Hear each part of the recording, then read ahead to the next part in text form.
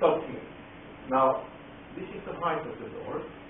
So if you compare with this door, we're talking about this size. So 3 kilometers front, this is where it stop. All the senior citizens were evacuated before. They managed to evacuate before. However, the evacuation had to be so forceful and quick that not all of them survived the evacuation. But nobody was left behind. Nobody was left because of that. Some of the pictures from the same senior citizens' homes and the destruction that we will see. Up, the shoes, debris, mud in the shoes. When you're standing next to the shoes, you know, it's even more sensitive, even more talking to your inner than if you don't. Okay, we went. They have done a lot of. Japanese people have done a lot of assembling all the debris in pieces and sorting the debris. So they have these mountains of debris. This mountain here, this is a mountain of roof tiles, pieces of roof tiles. So they put roof tiles in one place. This is mountain of all kinds of concrete debris, houses, buildings, roadside, things of that nature. Metal. If you look carefully, you can see the axle of the car, and you can see another axle of the car. You can see the big power line. It happened to be on the hill, so it was okay. Power line was down here, was not okay. Even all wood things. Japanese people sorted for wood, which is sawed, which is useful, and then, you know, crap which is coming out of the forest parks and used parts of things. This is the power plant that provided heat and electricity to the local people. Everything below 15 meters. So there is, of course, this was one of the eye openers also for us, for the whole thing, because it's not just that people are evacuated. You know, it's easy to tell the people that okay, now not so dangerous anymore, you can come back home. But there is nothing when you come back home. There is nothing. There is no electricity, there is no fresh water, there is no sewage system, there are no schools, there are no hospitals, there are no doctors. There's absolutely no nothing. So now that 100,000 people have been evacuated, taking them back to their homes is not given permission. It's a huge reconstruction that goes with that. They have an excellent strategy in Japan to clean up areas. They start with areas where children are, where children spend their time. That's why they start cleanup activities from schools. It's a school site, evacuation area, so they are cleaning it up so the children can return to schools. It's just showing they are taking off 5 centimeters of the topsoil.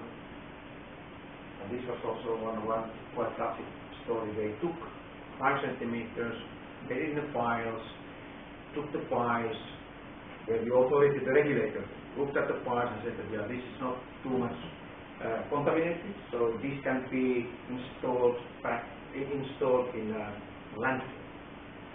They tried to take it to the landfill. In that landfill, other people were protesting. They denied, they forbid people to take that contaminated soil to the landfill. So they have to drive the landfill back to the school. So they dig huge trenches in here, put plastic covers in there, put the contaminated soil, and then cover it with fresh soil. That's completely fine. That is one type of ways of storing low or very low level radioactivity. That's completely fine. Still, it's a very sensitive issue that still part of the people were thinking that it's better in the school yard than in the lab. Okay, more dose mastering. So this is where we were looking at forest areas, agricultural areas. The thing was always the same thing. We had a lot of material, but then we had our papers, we had our hosts, they were explaining, trying to make their case, not defending what they are doing, not trying to master the technology. It was very good, very open discussions. discussions in terms of they say we are asking, we are advising, they are chatting, so it's a professional. So it's another thing, but you can always see always the reporters around us. We have to also eat, so in the beginning, you know, we felt like Japanese culture, it's quite lively and nicely. Once we got the food, yep, you can see instruction was also there. It was an excellent thing. Funny thing was, I didn't know that in Japan that there is also vegetarian people, and they also have vegetarian menus. So this whole evening was vegetarian food, Japanese vegetarian food order. And as you can see, that's very tasty. Everybody likes it.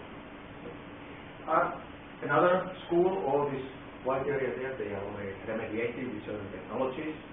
Again, different hosts, different discussions, and of course media. Another occasion, the same kind of things. Yep. Next one. Mayor explaining technical details. And I have to say that when we came to myself that the mayor was going to present the case. So we thought it was a political person, mayor, what do you say? But this guy showed his personal commitment to the cleanup. And I have to say that I had to do my best to run up with his way of talking, the technologies and techniques. He was really into this. Really high commitment. Another thing, every school has swimming pools, decontaminated swimming pools, the material, the soil, contaminated soil, they just put it in bags under plastic, then surrounded by fresh, uncontaminated sandbags to protect as a base, a protection measure. Very good one, works very well. However, visually, they could have located these waste places a little bit better, or maybe it was a method to put these things in the both sides of the children's line. Rice is much more to Japan than food. It presents lots of cultural heritage, symbolism, a lot of things. Rice is respected, not just food. They were doing a lot of tests on cultivating rice on contaminated soil to see what kind of rice can be then good. We gave quite a lot of advice on this area, because we have a very good guy from FAO. It's a rice field. The funny thing was that one of the reporters, he was always carrying with him a small kitchen, like stairs. So he was a little bit short guy, but when he went on the kitchen ladder, he was the tallest of all. Incineration technologies again. Same thing, we went through. Another file from removed soils in rice fields, they consider this waste. Their final disposal technology is very heavy, very over conservative. These approaches, these are the things that we also gave quite a lot of advice. Governance, as I mentioned, there is a very strong sense, who has power on what. National level, prefectorate level, and all that. Governor Sato is a very strong person, but very, very clever guy. But after him, again, more Toastmastering, small girls myself on the interpreter, and the media listening and looking at what we are talking about. Then we went into the 20-kilometer zone. Very typical, not only there, but also elsewhere in Japan.